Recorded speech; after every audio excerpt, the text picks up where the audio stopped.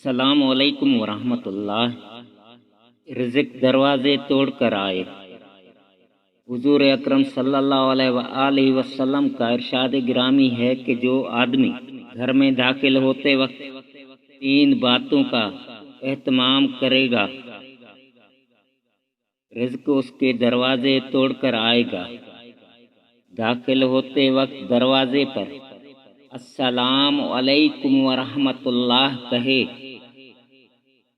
خواہ سامنے کوئی موجود ہو یا نہ ہو۔ اس کے بعد ایک مرتبہ سورۃ اخلاص پڑھے، پھر مجھ پر ایک مرتبہ درود بھیجے، انشاءاللہ العزیز اس کی رزق کی تنگی ختم ہو جائے گی اور اس کو غیب سے رزق ملے گا۔